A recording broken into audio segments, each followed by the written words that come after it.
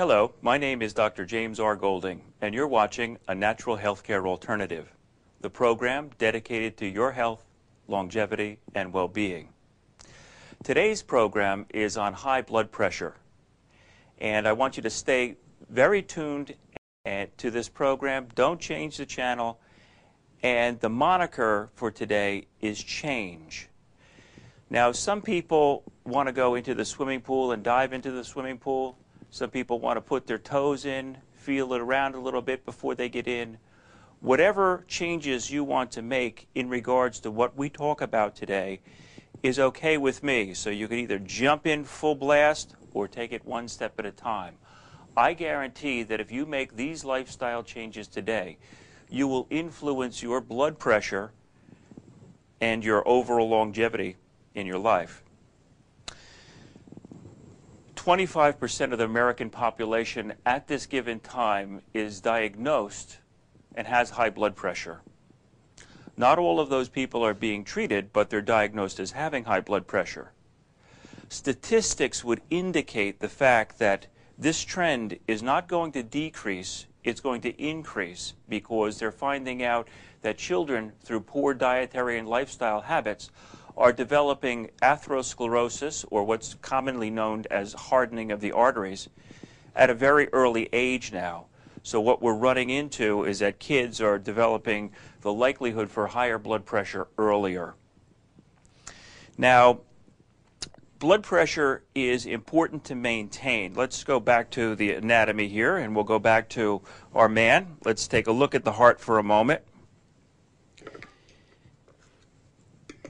We'll dissect our heart, take our heart out here today. Heart health, extremely important. By 40 years old, an average man's heart will have beat 1.5 billion times, or give or take a couple of 100 million times in between. But that's a lot of work. And it also, by the time we live our lifespan, we'll have pumped 1 million barrels of blood circulating around in our system. So the heart is really a workhorse, and obviously it is our direct link for what we consciously associate it, whether we're alive or whether we're dead. Any strain that you can take off of this pump is going to directly influence your health and longevity. If it works better, it functions better. They did a very interesting statistic, and they showed just how it could relate to people's health. And what they find is that, we hear that the average pulse rate is 72 beats per minute when you're resting. They did averages of how much less the heart would have to work and beat, and how long a person would live if their heart rate were at a lower rate. And what they found out is that if a person's heart rate gets down to about 60 beats per minute, you're dramatically increasing your lifespan. We have a tendency of thinking that the heart can beat on forever, and it is a tremendously regenerating tissue. But the fact is, I don't know anybody who's gotten out of life alive. So with that the case, the better we make this function, and the longer we make it to function, the longer that you're going to live. So to make, when it translates to is that your lower resting heart rate is a general indication of your overall state of well-being in the body. The better cardiovascular potential you have, meaning if you've gotten exercise and things are running smoothly and you're in good shape, usually a person's resting the resting pulse rate will go down. Now, when we're talking about blood pressure, the blood pumps, exudes the blood out into your circulatory system, initially going out into the arteries, coming back through the system, through the veins, going through the liver, coming back into the digestive system, back up for your heart to recirculate after being oxygenated. The smoother the flow and the less pressure that this organ has in the circulation of blood and oxygen and nutrients throughout the course of the system, not only are you going to be much more free of disease, so it's not just the association between blood pressure and cardiovascular disease, although that's a biggie, but all aspects of your well-being. So we have your heart pumping, circulating your nutrients around, and there's numerous reasons why a person would have high blood pressure. Heart disease, neurological problems, to electrical problems to the heart itself, things that are intrinsic to the heart, kidney disease and disorders. There's actually numerous diseases that a person could get that's going to influence your blood pressure. The big thing, and the good news for us, is that most of the things that are going to influence your blood pressure are controllable by you and your lifestyle. Now, we've heard the thing that 120/80 is normal blood pressure, and that if a person has blood pressure of 140/90, they start to have high blood pressure. Those are variants that differ widely for individuals, but usually once we start to get over 90 for the diastolic or the second number, and over 140 for the systolic, we start to categorize that as high blood pressure. So with blood pressure going up higher, now what those two categories mean is that when your heart is beating, and it's beating like this, and it pushes the blood out into your bloodstream. That is the most pressure that's in your body at any given time. That's the first number. The second number is when your heart is at rest. That's the diastolic number. That would be the number that is indicative of the continuous amount of pressure that's throughout the course of your system, at the least part, at any given time. A lot of times modern medicine focuses on that second number, but actually it is just a part of the picture. What's more dangerous for us is that if your systolic is up high, that first number is up high, and the diastolic is up high, that is a larger equation to badness within your system than just that second number itself. So as far as blood pressure goes, everyone needs to have, so our starting point today is that everybody needs to have a sphygmomanometer or blood pressure cuff at home. They're very, very reasonable nowadays. You can get one for as low as $20 or $30. I recommend that people go and spend $40 or $50 for a good one. They come in different ways. You can measure it with your thumb now. They have ones that will automatically do it. The old type of blood pressure cuff that deals with putting the cuff on and listening with the stethoscope is and has a tendency of being more reliable than the electronic ones, because the electronic ones, depending on where you put it, the position at the time, it may not be the same every time. So the standard old system is what I recommend. I don't recommend that a person goes kooky and taking your blood pressure every time you turn around. But the thing is, you don't have to go to the doctor to get your blood pressure taken. You should be taking it on somewhat of a regular basis. If you have a problem, it may be you could monitor it once a week. If you don't have a problem, I mean, if you just want to check up on yourself, do it once a month. See whether you have these changes going on. Now, you've all heard of what we call white coat syndrome. You go to the doctor's office, and the doctor takes your blood pressure, and the blood pressure is high whenever you see the doctor. That's what they call white coat syndrome. Your blood pressure gets elevated just because people are nervous about going to see the doctor. So what I recommend is that you're going to keep this as an average at home. When you go to see the doctor, I recommend that they take the blood pressure in both arms. What I want you to do at home, as far as your own studies go, is that you're going to chart this out for a few months, and you can just do this a few times, because if you ever need to go to the doctor, you're going to have much more information than he's ever going to get in that brief office visit in the office. You're going to lie in bed and rest for a moment. You're going to put the blood pressure cuff on and then rest in there. Then you're going to take your either have someone take your blood pressure lying down, have your wife or someone else around do it, or you can even do it yourself. It's just more of a problem. Then you're going to come sitting up, and you're going to take your blood pressure sitting up, and then you're going to stand up, and then you're going to take your blood pressure standing up. This is not just a measurement of your blood pressure, but the measurement of how the functioning of the change in posture is in your system. It's going to give us information on whether it's static blood pressure or whether we have an adrenal problem going on. Much more information that is utilizable to help you in sorting out this whole thing with the blood pressure. So you're going to record this information, and you'll make a little graph at home to see what it is. Now, as more and more people get high blood pressure and don't make the lifestyle changes that we're going to talk about coming up, more and more people are being put on blood pressure medication. That's disturbing to me.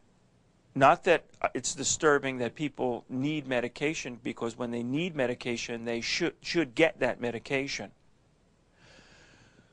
Most of the time, it can be sorted out lifestyle-wise before you need the medication. Classic example, one indicator that is going to help you lower your blood pressure is you're going to lower your weight. Do you know that for each pound of fat you're walking around with, your body has to pump blood 1 extra mile? Mind-boggling, 1 extra mile. So you could imagine you got 10 or 15 pounds extra weight going on, your heart's pumping away, and it's got more resistance against it because it's got to pump blood over a larger distance. So just reducing the weight is going to eliminate a tremendous amount of strain on your system. We talked before about the heart pumping and the beating of the heart. We have to think, oh, the heart's always working. Actually, it's true and it's not true. The heart is resting a lot more than it's actually working. So that first number is only a short period of time. Most of the time, your heart is between beats. So if you truly want heart health and a greater resting equation and go easy on the old heart, it is to make it so that you get more rest between the heart. So the lower the heart rate per minute, the more rest that you're getting between the heart, and the better it is that it's functioning. You also, by getting better heart health, we're decreasing cardiovascular disease, and a lot of reasons for high blood pressure are organic in origin, meaning as we grow older, our blood pressure will naturally go up slightly. It shouldn't go up that much, and that's where we run into a problem. It should go up slightly because of changes associated with aging, atherosclerosis, and the building up of plaque and deposits on the arteries of our body. So if we take a tube that's this big and start pushing blood through it, there's not much back pressure or resistance.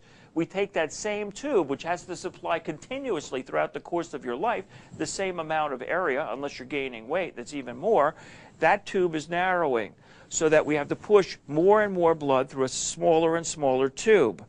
So then that creates more pressure back to the heart, and the heart has to work harder and harder to pump that blood, to circulate that around, to make it so that all of your physiological needs are met.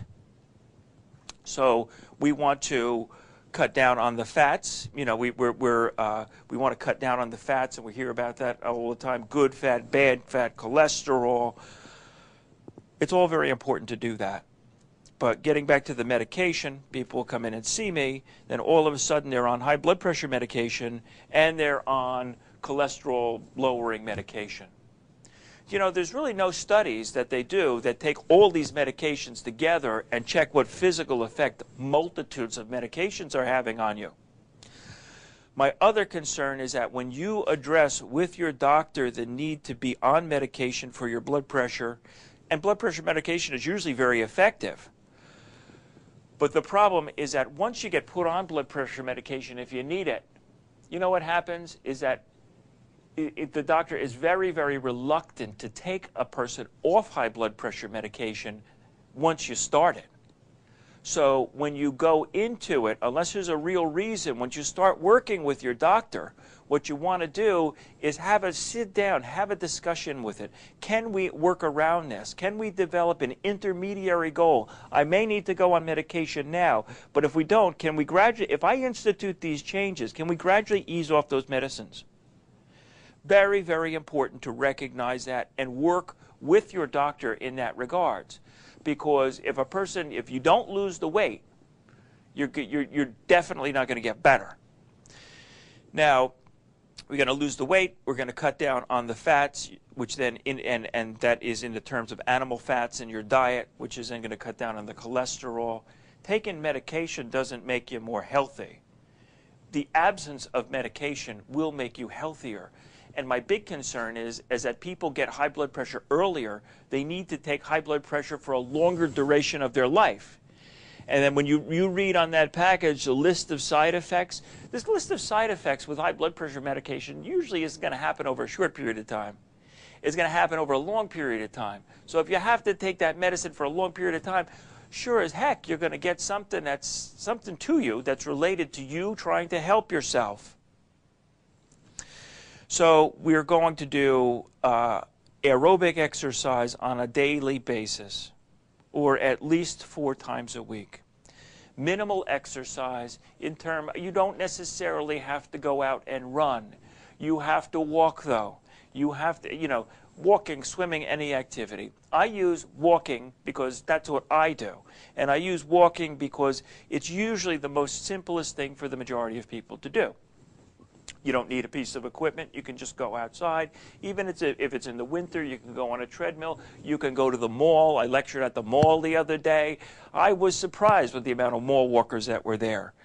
And I want to be surprised that there's even more wall walkers there because you're going to be there. So you're going to start to get the circulation going, clear the sludge out. So you're going to cut down on the fats. We all hear about a low sodium diet. Do you know that even if you didn't have enough sodium in your system, you're going to have problems with blood pressure because you don't have enough sodium? But what happens is that in our society, we are so sodium bloated. The sodium potassium pump is overloaded that we're just talking about that many people versus that many people when it comes to the how you need to change, the way in which your lifestyle changes are happening.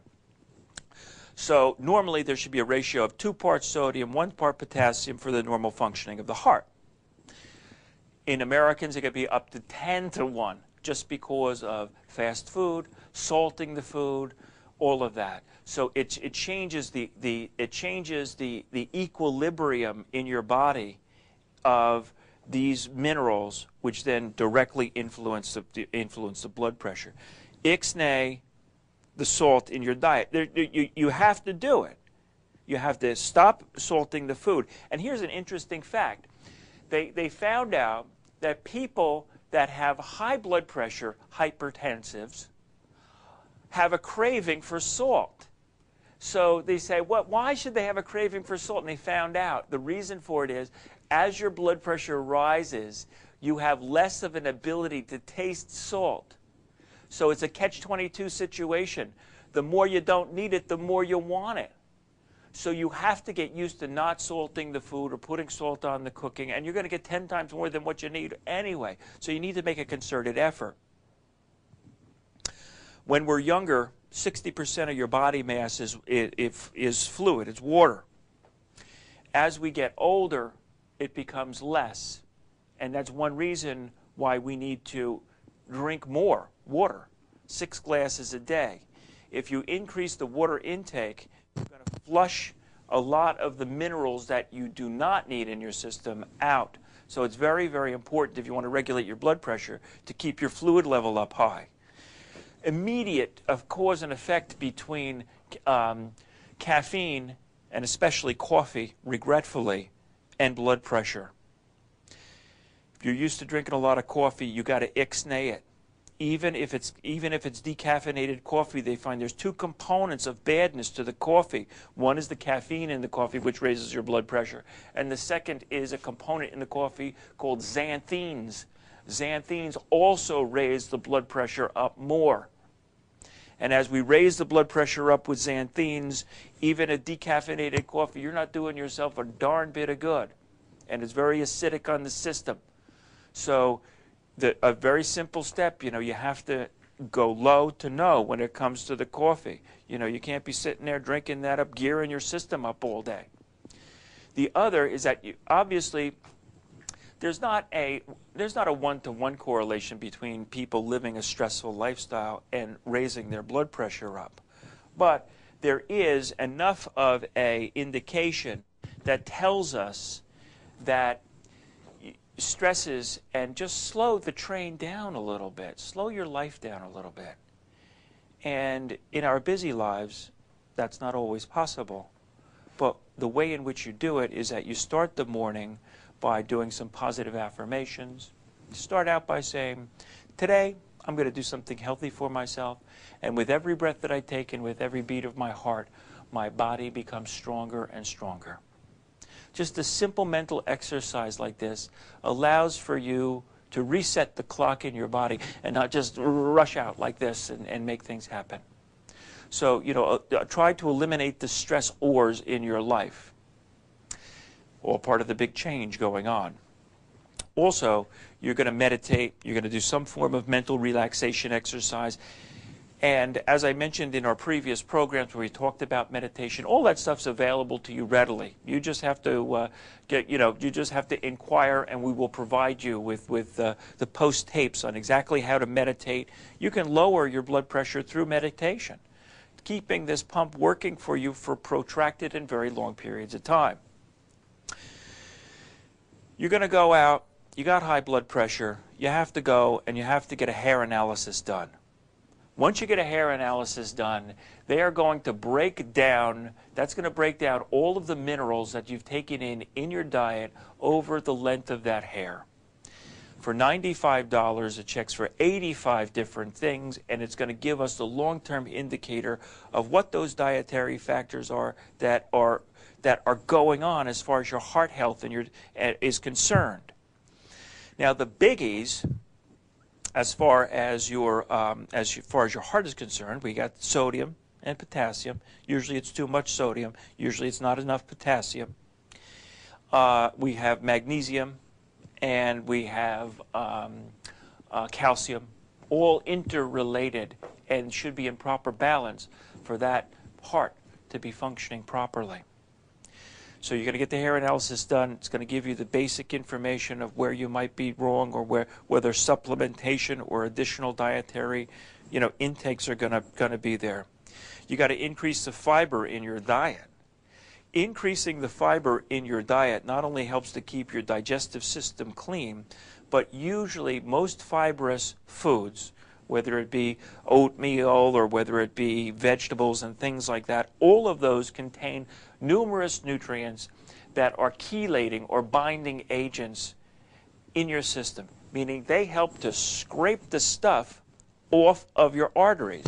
And the cleaner the arteries, the more expansile they are, the better, the less pressure, the less back pressure. Just like the swimming pool, you got to backwash the filter every once in a while so it circulates the water better. You got to backwash what's going on in your body so that there's less pressure going on in your heart. So you're going to we're going to get the hair analysis done. You're going to balance the minerals out in your system.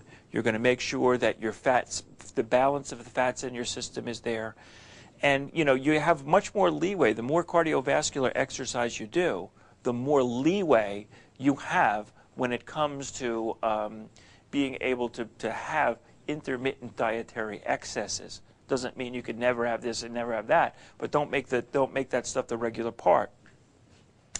My pet nutrient, and I say that because it's something that they find increasing benefit from, and it's available right in Costco or and it's very cheap, is taking coenzyme Q10. I recommend that everybody takes 100 milligrams of coenzyme Q10. There is zero contraindication to taking that particular nutrient, and I want you to go out there and start to take it. It affects your gums. You don't want to see the periodontist so much? Go take coenzyme Q10. It affects your circulation and promotes the energy balance in the body.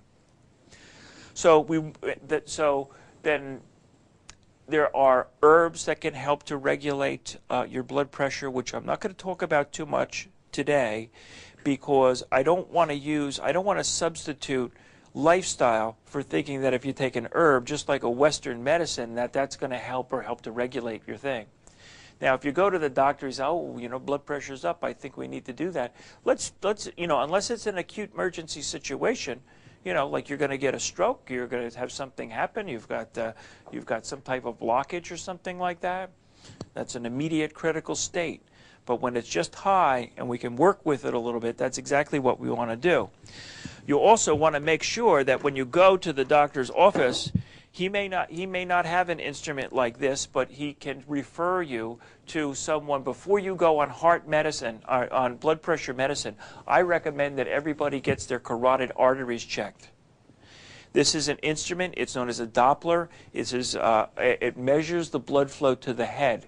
There's little sensors in there that gives us information about what's going on as far as you're keeping equal blood pressure in your system. Okay, they call baroreceptors.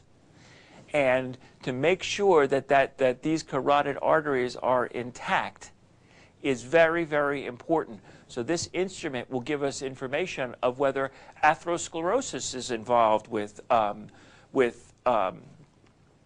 causing your high blood pressure. Then you may need to go on high blood pressure. You're going to institute all of the changes that we have, but then what you're also going to do is you're going to do a process of chelation. And the exciting thing nowadays is that I was just reading the other day, chelation wasn't for everybody because it was very expensive. That's where we circulate EDTA around in the system and your body excretes it out, and it helps to unblock the arteries gradually over a long period of time in your system. They now find that they have EDTA comes in a suppository form now, and under doctor's prescription, it can be used to clean yourself out prophylactically, meaning to keep your system clean and up and functioning, and really getting moving forward when it comes to your heart health versus stagnating and staying just with medication alone and not doing all of the other lifestyle changes.